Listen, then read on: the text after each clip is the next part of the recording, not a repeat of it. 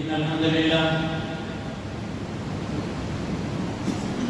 نحمده ونستعينه ونستغفره ونعوذ بالله من شرور أنفسنا ومن سيئات أعمالنا من يهده الله فلا مضل له ومن يضلله فلا هادي له وأشهد أن لا إله إلا الله وحده لا شريك له وأشهد أن محمدا عبده ورسوله أرسله بالحق بشيرا ونذيرا أما بعد فإن خير الحديث كتاب الله وخير الهدي هدي محمد صلى الله عليه وسلم وشر الأمور محدثاتها وكل محدثة بدعة وكل بدعة ضلالة وكل ضلالة في النار.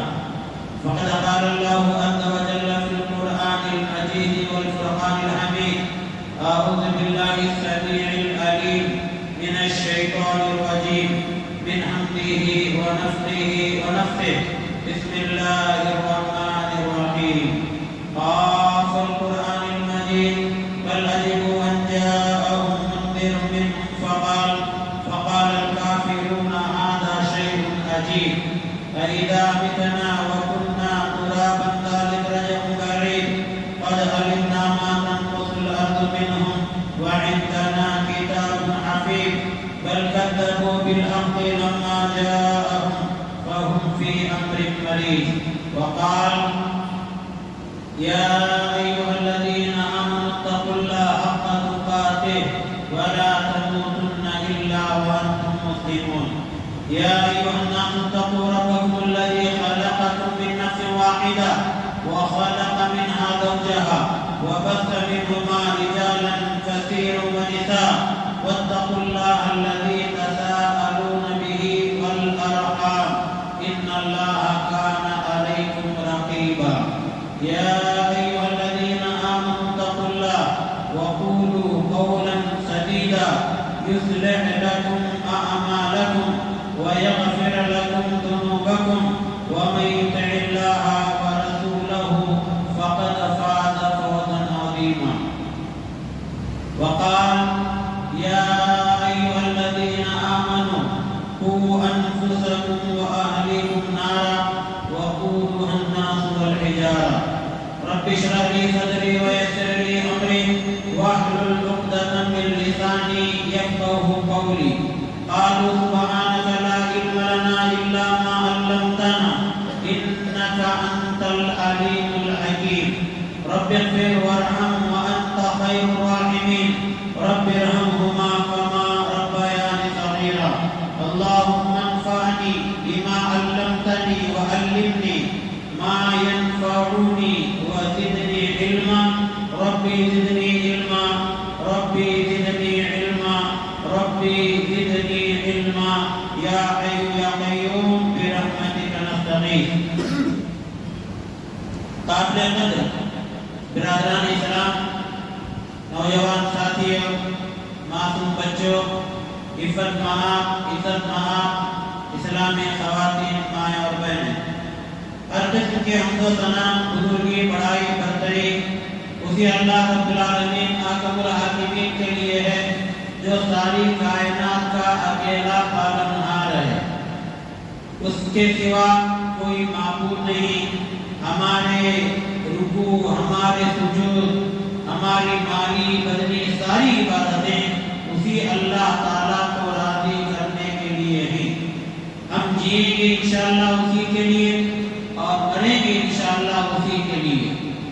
قل ان صلاتی ونسکی ومحیای ومماتی للہ رب العالمین. کہو بے شک میری نماز، ونسکی میری عبادت یا میری قربانی، محیای ومماتی میری زندگی اور میری موت، للہ اس کے لیے ہے، اللہ کے لیے ہے. اور وہ اللہ کون ہے؟ رب العالمین، دونوں جہانوں کا پالنہار ہے. تو ہماری زبان سے نکلنے والی ایک آواز اللہ کو راضی کرنے کے لیے ہونا چاہیے. ہمارے بدن کا ایک عمل اللہ کی عبادت میں گزرنا چاہیے. دعا ہے اللہ تعالیٰ سے ہمیں اللہ کی بھرپور عبادت کرنے کی توفیق عطا فرما۔ اس حمد کے بعد لاکھوں کا انگیت لامحدود بے شمار درود و سلام کی بارش نازل ہو کائنات کے آخری امام تمام انبیاء کے سردار امام الانبیاء محمد رسول اللہ صلی اللہ تعالی علیہ وسلم پر۔ اللہم صلی علی محمد وعلی آل محمد کما صلیت علی ابراہیم وعلی آل ابراہیم انکا حمید مجید۔ اللہم بارک علی محمد وعلی آل محمد کما بارکت علی ابراہیم وعلی آل ابراہیم انکا حمید مجید۔ قرآن کریم کی ایک آیت کریمہ 12 نمبر 28 سورہ تحریم کی آیت نمبر 6 میں نے آپ کے درمیان پڑھا تلاوت کیا۔ قرآن کریم کا اگر معنی ہم لوگ سمجھنے لگیں اور اس کے مطلب کو جاننے لگیں تو انشاءاللہ ہماری زندگیوں کے اندر اسلامی روشنی آ جائے گی۔ ہمارا پرابلم یہ ہے، ہماری پریشانی یہ ہے اور ہماری سوچ یہ ہے ہم انڈین نہیں ہندوستانی ہیں۔ قرآن تو عربی زبان کی کتاب ہے، عربی ہمیں سمجھ میں نہیں آتی۔ ہم نے ایسا خیال اپنے ذہن میں ڈال لیا ہے۔ ماں کی کوکھ سے جب بچہ جنم لیتا ہے تو بالکل کوڑا کاغذ بن کر آتا ہے، وہ کوئی زبان سیکھ کر نہیں آتا۔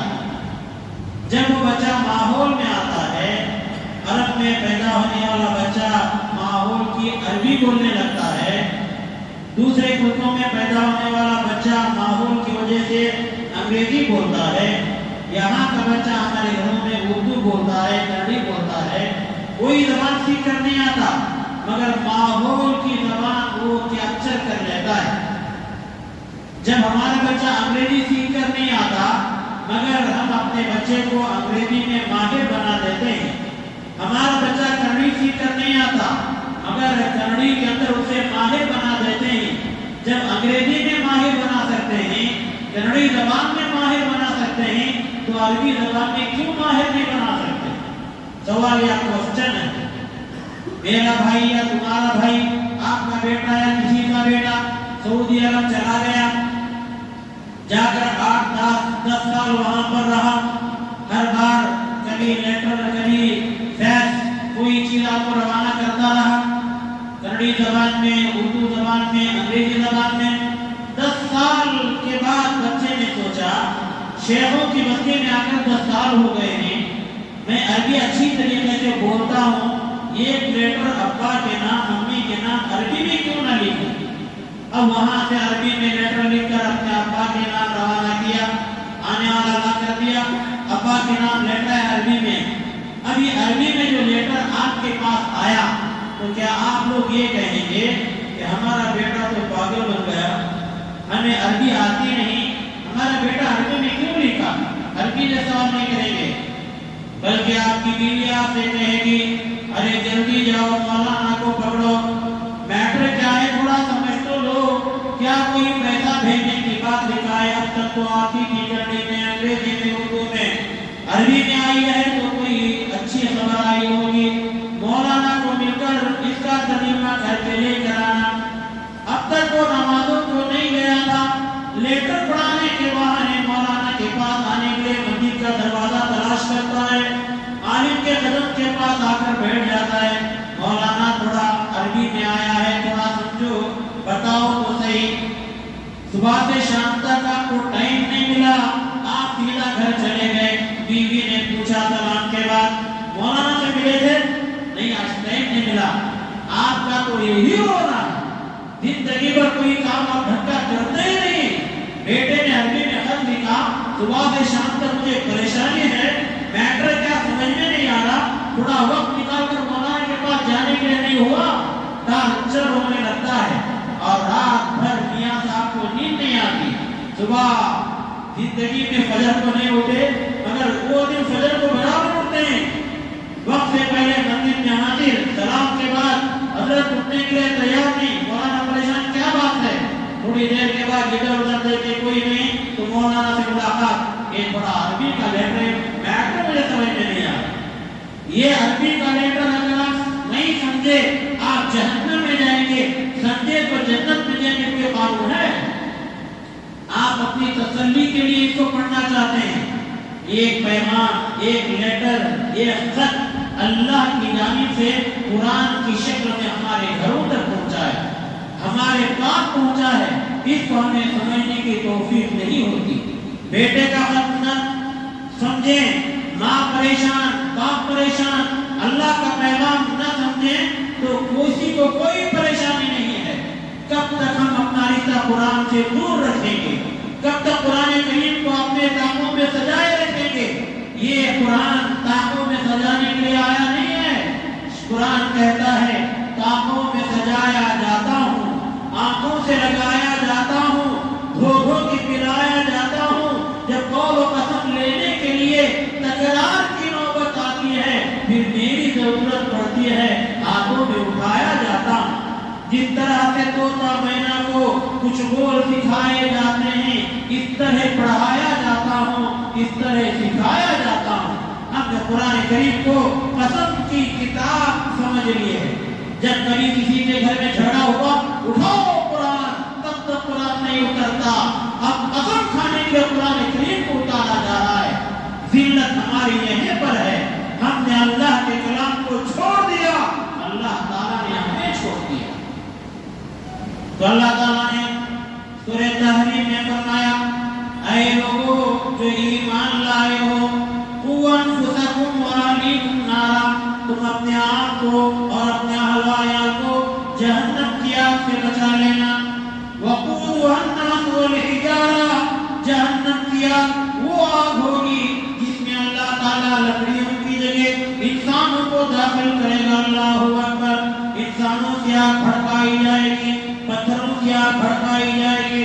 اس جہنم کی آگ میں جلنے سے پہلے اپنے آپ کو تیار کر لو، جہنم سے بچنے کے اعمال کر لو۔ یہ قانون اللہ تعالیٰ نے ہمیں عطا فرمایا، پہلے تم، اس کے بعد آپ کے اہل و عیال۔ جب آپ کو قبر میں اتارا جائے گا، آپ کا بیٹا آپ کے قبر میں اترنے کے لیے تیار نہیں ہے، سونے کے لیے تیار نہیں ہے۔ آپ کو قبر میں سلایا جائے گا، آپ کی بیوی آپ کے قبر میں سونے کے لیے تیار نہیں ہے۔ بیوی کہتی ہے ان کا تو ہو گیا، ان کو دفن کر دیا جائے، ابھی تو میرا ٹائم باقی ہے۔ جوان بیٹا کہتا ہے ابا کا تو ہو گیا، ابا کو قبر میں سلا دیا جائے، میں تو جوانی کی زندگی گزارنے والا ہوں۔ تیرا انتقال ہو گیا، تیرا رشتہ یہاں کٹ ہو گیا اور قبر سے گھٹ ہو گیا۔ دنیا والے اب تیرے بارے میں نہیں سوچیں گے، قبر میں کیا ہو رہا ہے مردے کو معلوم۔ اب تو تیرے بیوی کے حوالے نہیں رہا، اب تو تیرے بیٹوں کے حوالے نہیں رہا، اب تو قبر کے حوالے ہو گیا۔ وہاں تو اللہ تعالیٰ کی چل دیے، اللہ نے رحم کر دیا تو رحم کا مرکز بن جائے گی تیری قبر۔ اللہ نے اگر غصہ کر لیا تو غضب کا ٹھکانہ بن جائے گا تیرا قبر۔ تو اپنے آپ کو جہنم کی آگ سے بچانے کی فکر کر لے۔ اللہ تعالیٰ نے مال کو اور بچوں کو دنیا کی زینت بنایا۔ پارہ نمبر 15 سورہ کہف آیت نمبر 40/6 اللہ نے فرمایا المال والبنون زینت الحیات الدنیا، یہ مال، یہ بچے دنیا کی زینت تمہارے واسطے۔ مال آ گیا، تو نے بڑا بنگلہ بنا لیا، بچے آ گئے، بچوں کو تو نے اپنے گھر میں اچھا کھلا کر رکھ لیا، گھر کو دیکھتا ہے تمہیں سکون ملتا ہے، بچوں کو دیکھتا ہے تمہیں سکون ملتا ہے۔ یہ دنیا کا سکون ہے، مکان دنیا کا سکون، اولاد دنیا کا سکون۔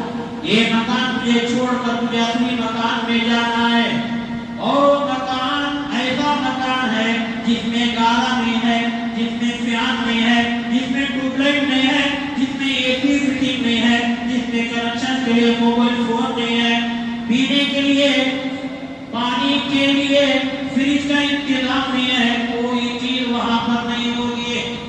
یہ وہ مکان ہے جس میں تجھے داخل کر دیا جائے گا، تجھے اٹھنے کی اجازت بھی نہیں دی جائے گی۔ قبر میں تیرا کیا حال ہو رہا، فرشتے تیرے ساتھ کیا کر رہے ہیں، تیری پریشانی کا عالم کیا ہے؟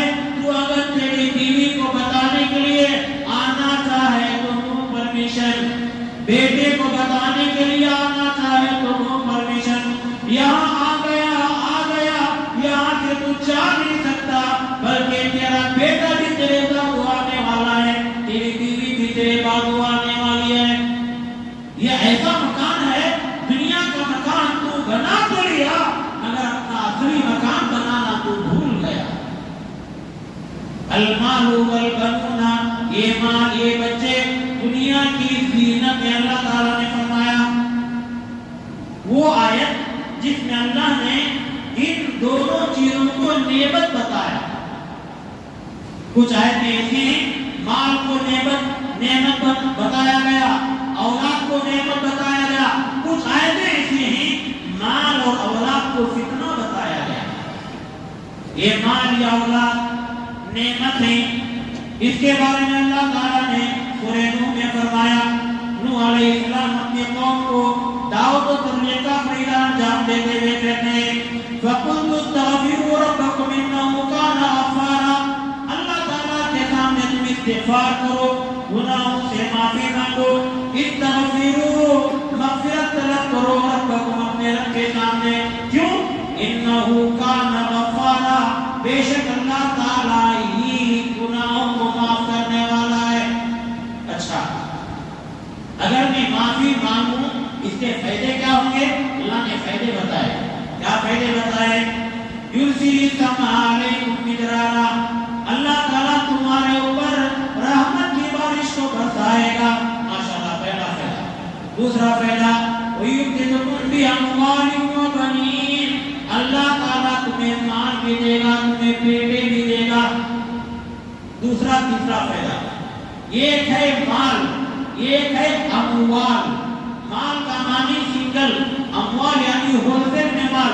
اللہ نے یہاں پر اموال کہا، مال نہیں کہا. ہم تجھے مال سے مالا مال کر دیں گے. کنڈیشن کیا ہے؟ تجھے میرے سامنے گناہوں کی معافی مانگنا. تیسری نعمت وہ بنی، اور ہم تجھے بیٹے ہی بیٹے عطا کریں گے. اللہ کنڈیشن کیا ہے؟ تجھے مغفرت مانگنی ہوگی. اس کے ساتھ وَيَجْعَلْ لَكُمْ جَنَّاتٍ وَيَجْعَلْ لَكُمْ أَنْهَارًا، ارے ہم تمہاری واسطے باغات کا انتظام کر دیں گے اور باغات کو سیراب کرنے کے لیے نہروں کا بھی انتظام کر دیں گے. کیا اللہ تعالیٰ کا سسٹم ہے! یہ ساری چیزیں ہم تجھے دیں گے اگر تجھے یہ کام کرنا ہے. ہم چار چیزیں دے رہے ہیں، تجھے یہ کام کرنا. کیا کرنا ہے؟ ہمارے سامنے مغفرت کی دعائیں مانگنا ہے. تو اس میں اللہ نے مال کو اور اولاد کو نعمت کہا. یہ نعمتیں میری طرف سے تیرے واسطے. اچھا، ایک آیت وہ ہے جس میں مال اور اولاد کو اللہ تعالیٰ نے فتنہ کہا، آزمائش کہا. وہ آیت کون سی ہے؟ اللہ نے پارہ نمبر 28 سورہ تغابن آیت نمبر 15 میں فرمایا انما اموالکم واولادکم فتنہ. انما اموالکم واولادکم فتنہ، ہم نے تمہارے مال کو اور تمہارے اولاد کو تمہارے واسطے فتنہ بنا دیا ہوا. وہاں نعمت کہا، یہاں فتنہ کہا. مال اللہ کی راہ میں لگ رہا ہے، یہ مال تیرے واسطے نعمت ہے. تیری اولاد نمازی بن رہی ہے، تیرے واسطے تیری نعمت ہے. تیرے مرنے کے بعد دوسرے دعا کرے نہ کرے، تیرا بیٹا تو تیرے واسطے دعائیں مغفرت کر سکتا ہے. تو یہ فتنہ اللہ تعالیٰ نے فرمایا. اچھا، بچہ نیک بنے ہر ایک کی خواہش ہے. جتنے بھی یہاں پر ابا جان بیٹھے ہیں، جتنے بھی مائیں وہاں اوپر بیٹھی ہیں، ہر ایک کی تمنا ہے میرا بیٹا نیک اور صالح ہو جائے. اور اگر آگے بڑھ کر اگر کہیں تو یہ دونوں کہتے ہیں میرا بیٹا اسماعیل جیسا بن جائے، میرا بیٹا اسماعیل جیسا بن جائے. آپ کا بیٹا اسماعیل بنے گا، اس کے واسطے دو کنڈیشن ہے. پہلا ایک کنڈیشن یہ ہے آپ کو ابراہیم بننا پڑے گا اور ماں کو ہاجرہ بننا پڑے گا. آپ مثل ابراہیم بن جائیں، ماں مثل ہاجرہ بن جائیں، بیٹا اسماعیل ضرور بن سکتا ہے. آپ قربانی دینے کے لیے تیار نہیں، ابراہیم علیہ السلام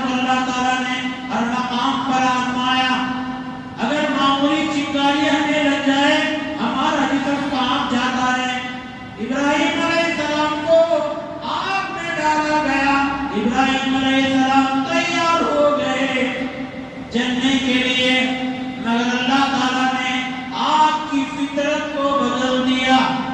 تم اللہ کے واسطے نکل پڑو، اللہ دنیا کا نظام بدل دیتا ہے۔ یہ بات ہمارے سمجھ میں نہیں آتی، مگر اللہ تعالیٰ ضرور کرتا ہے۔ انگار کا کام جلانا، مگر ابراہیم علیہ السلام کے واسطے انگار پورے گلزار بن گئے۔ اللہ نے فرمایا وَقُلْنَا يَا نَارُ كُونِي بَرْدًا وَسَلَامًا عَلَىٰ إِبْرَاهِيمَ، اے آگ میرے ابراہیم کے اوپر ٹھنڈی ہو جا اور سلامتی والی ہو جا۔ دو الفاظ، کونو بردن و سلاما۔ بردن کا معنی ہے ٹھنڈی، سلامت کا معنی ہے سلامتی والی۔ مفسرین اس آیت کی تفسیر میں لکھتے ہیں اگر اللہ تعالیٰ صرف آگ کو یہ حکم دیتا تو ٹھنڈے ہو جا، آگ اتنی ٹھنڈی ہو سکتی تھی کہ ٹھنڈک سے میرے ابراہیم کو تکلیف پہنچ سکتی تھی۔ اللہ نے کہا اتنے بھی ٹھنڈے نہیں ہوگا کہ میرے ابراہیم کو تکلیف پہنچے، بلکہ سلامتی والی ہو جا۔ اللہ اکبر، یا اللہ تیرا نام سلام ہے، واقعی تو سلامتی نازل کرنے والا ہے۔ تو نے آگ کے نظام کو بدل دیا ابراہیم کے لیے، جو ابراہیم تیرے راہ میں قربانی کے واسطے تیار ہو چکا تھا۔ اللہ بندہ اگر تیار ہو، کائنات کا نظام اللہ تعالیٰ بدل دیتا ہے۔ چھری کا نظام ہے ذبح کرنا، اور اسماعیل کے گردن میں چھری نہیں چلی۔ مچھلی کا کام ہے پہلے لقمہ لے کر دانتوں میں چبا کر اپنے پیٹ میں اتارنا، مگر یونس علیہ السلام کو مچھلی نے اپنے دانتوں سے نہیں چبا۔ اللہ نے ان کے نظام کو بدل دیا۔ اللہ کے لیے تیار ہو تو دیکھ میرے نوجوان، دیکھ اللہ تعالیٰ کیسے راستے نکالتا ہے۔ تو اللہ رب العالمین نے یہ انتخاب فرمایا کہ جو بندہ اللہ کے وقت نکل جاتا ہے، اللہ تعالیٰ اس کے وقت نظام کا انتظام کر دیتا ہے۔ اب بچوں کا نظام بنانا ہے، بچوں کے بارے میں ایک اصول بیان کیا گیا۔ آپ چاہتے ہیں آپ کا بیٹا اسماعیل ہو، آپ کو ایک کنڈیشن پہ آنا پڑے گا۔ جیسا ابراہیم ہر وقت اللہ کے لیے تیار ہو جاتے تھے، ابراہیم کود گیا، یہ باپ کا کردار۔ اسماعیل میں نے خواب میں دیکھا ہے، انی اذبحک، میں تجھے ذبح کر رہا ہوں، فانظر ماذا تری، تو بتا کہ تیرا ارادہ کیا ہے۔ باپ بیٹے سے مشورہ کر رہا ہے۔ کیا کوئی بیٹا اپنے ابا کو یہ کہے گا ابا جان مجھے ذبح کر دیجیے، مجھے قتل کر دیجیے؟ مگر یہ تعلیم آج تک کی تعلیم نہیں تھی۔ وہ تعلیم اسماعیل کو ایک استاد نے دی تھی، وہ استاد نے خود کے امی جان کی، وہاں پر کوئی یونیورسٹی نہیں تھی، کوئی کتابوں کا انبار نہیں تھا۔ حرم کے بعد وہ ابراہیم علیہ السلام چھوڑ کر آ گئے۔ اسماعیل علیہ السلام کی تربیت ماں ہاجرہ نے کی، ایسی تربیت اسماعیل نہیں رہا، بلکہ اسماعیل ذبیح اللہ بنا دیا گیا۔ اللہ تعالیٰ نے انہیں پیغمبری کا خطاب عطا فرمایا۔ یہ جو باپ تھے ابراہیم تیار ہو گئے، بیٹے سے کہا میں تجھے ذبح کرنا چاہتا ہوں۔ بیٹے نے کہا کیا کہا؟ فَافْعَلْ مَا تُؤْمَرُ سَتَجِدُنِي إِنْ شَاءَ اللَّهُ مِنَ الصَّابِرِينَ۔ فَافْعَلْ کا معنی ہے ابا جان فوراً کیجئے، دیر نہ کرو۔ کہیں دیر کرنے کے جرم میں اللہ کی نافرمانی تم سے نہ ہو جائے، اس لیے فوراً تیار ہو جاؤ۔ جو آرڈر اللہ تعالیٰ نے تمہیں عطا کیا ہے، یعنی تمہیں ذبح کر ڈالو۔ میں بھاگوں گا نہیں، میں جھپوں گا نہیں، میں یہاں سے نکلوں گا نہیں، بلکہ میں سو جاؤں گا اللہ تعالیٰ کی رضا کے لیے۔ میرا کام سونا ہے، تمہارا کام ذبح کرنا ہے۔ میں صبر کروں گا میرے ابا جان، آپ مجھے صابرین میں پائیں گے، صابرین میں پائیں گے۔ یہ تعلیم کس مدرسے میں ملی تھی اسماعیل علیہ السلام کو؟ کیسی ٹیچر تھی حاجرہ علیہ السلام؟ کیا ان کو سکھایا تھا بھائی حاجرہ علیہ السلام نے؟ بیٹا تو قربانی کے وقت تیار ہو گیا۔ ایسی تعلیم آج ہمیں کہاں ملتی ہے؟ بیٹا کیا قربان ہوگا، باپ قربان ہونے کے واسطے تیار نہیں ہے۔ تو اولاد کے لیے ایک اصول بیان کیا گیا، شادی کرنے سے پہلے اولاد کی فکر کرو۔ شادی سے پہلے اولاد کی فکر، اولاد تو شادی کے بعد ہوتی ہے، نہیں، شادی سے پہلے اولاد کی فکر کرو۔ اصول اللہ کے نبی نے بیان کیا، کیا اصول بیان کیا؟ نکاح کے لیے بیوی کا انتخاب کرنے کا ٹائم آئے، نکاح عام طور پہ 4 چیزوں کو دے کر کیا جاتا ہے، مال کو دے کر، خاندان کو دیکھ کر، خوبصورتی کو دیکھ کر، ایمانداری دینداری کو دیکھ کر، یہ 4 چیزیں سامنے رکھ کر رشتہ کیا جاتا ہے۔ اللہ کے نبی نے کہا فَاظْفَرْ بِذَاتِ الدِّينِ، اے نکاح کی تیاری کرنے والے دولہے راجا، بیوی کا انتخاب کرنے والے دولہے صاحب، آپ کو نبی نے کہا دینداری کو چن لو۔ یہ 3 چیزیں، مال، خوبصورتی، خاندان، یہ تو ختم ہونے والی ہیں، دینداری یہاں بھی رہے گی وہاں بھی رہے گی۔ اللہ فَاظْفَرْ بِذَاتِ الدِّينِ، دینداری کو ترجیح دو۔ کیوں؟ بیوی اگر دیندار ہوگی، ان سے آنے والی نسل کو یہ بیوی دیندار بنا سکے۔ اللہ شادی سے پہلے اولاد کی فکر کا حکم دیا گیا۔ شادی ہوگی، ازدواجی زندگی میں میاں بیوی داخل ہو رہے ہیں، انہیں اصول بیان کیا گیا۔ دعا کا اہتمام کرو، اللہم جنبنی الشیطان وجنب الشیطان ما رزقتنا، مانا کہ اللہ تو مجھے بھی شیطان کے فتنے سے بچا لے، اور ہم دونوں سے جو روزی روٹی تو دے گا یعنی اولاد دے گا، اولاد کو بھی شیطان کے فتنے سے بچا لے۔ دیکھو آخرت کو پڑھنے کا حکم دیا گیا۔ اچھا، اب اولاد ہوئی، اولاد ہونے کے بعد عام طور پر چھوٹے بچوں کو نظر لگ جاتی ہے، ماں باپ نظر توڑ کے لیے کالا ٹکا کاجل کا لگا دیتے ہیں۔ سن لو، یہ کالا ٹکا یہ نظر توڑ نہیں بلکہ نظر جوڑ ہے۔ جہاں جہاں جاؤ گے سارے عورتیں باقاعدہ بچے کو دیکھیں گے، کاجل کتنا اچھا ہے، نہیں لگائیں گے کوئی نہیں دیکھے گا، لگائیں گے تو ضرور دیکھیں گے۔ میرے نبی کو یاد کرو، امام کائنات کو یاد کرو، امت کے باپ حضرت ابراہیم کو یاد کرو، امام کائنات کے 2 نواسے، ایک حسن اور حسین، دونوں نمازوں کو اللہ کے نبی یہ پڑھ کر دم کرتے تھے۔ کیا پڑھتے تھے؟ اعیذکما بکلمات اللہ التامات من شر ما خلق، یہ ہے نظر توڑ کی دعا۔ اور یہ دعا پڑھ کر اللہ کے نبی کیا کہتے تھے معلوم؟ ماشاءاللہ، اللہ کے نبی نے کہا تھا یہ نظر توڑ کی دعا ہے، یہی دعا تمہارے باپ ابراہیم اپنے 2 بیٹے اسماعیل اور اسحاق کے لیے پڑھتے تھے۔ یہ تحفہ ابراہیم علیہ السلام سے ہمیں ملا ہے۔ آج یہ دعائیں کون پڑھتا ہے؟ ٹکا لگا کے سمجھ لیتے ہیں ہم نے نظر توڑ کا کام کر لیا، یہ دعا پڑھنے کا حکم دیا گیا۔ اللہ اکبر۔ اچھا، اب اولاد اپنے گود میں آ گئی، ان کے بارے میں ہمیں ہمیشہ دعا کرنے کا حکم دیا گیا۔ ابراہیم علیہ السلام، پارہ نمبر 13 سورہ ابراہیم آیت نمبر 35، ابراہیم علیہ السلام نے اپنے اولاد کے واسطے دعا مانگی تھی۔ کیا دعا کی معلوم؟ وَجَنِّبْنِي وَبَنِيَّ أَن نَّعْبُدَ الْأَصْنَامَ، اے اللہ تو مجھے بھی اور میرے اولاد کو بھی بتوں کی عبادت سے بچا لینا۔ اللہ اکبر۔ جو زندگی پر بتوں سے ڈرتے رہے، خدشہ ہے ابراہیم کو بھی شیطان بہکا سکتا ہے۔ ابراہیم یہ نہ سمجھے میں تو اللہ کا لاڈلا ہوں، میں تو خلیل اللہ ہوں، میرا بیٹا یہ نہ سمجھے کہ میں تو ذبیح اللہ ہوں۔ ہمیشہ شیطان کے فتنے سے ہمیں بچنے کی کوشش کرنا چاہیے، ہمیشہ دعا کا اہتمام کرنا چاہیے۔ ابراہیم علیہ السلام نے اللہ کے سامنے دعا مانگی۔ آپ کا بچہ ماشاءاللہ اب چلنے پھرنے کے قابل ہوا۔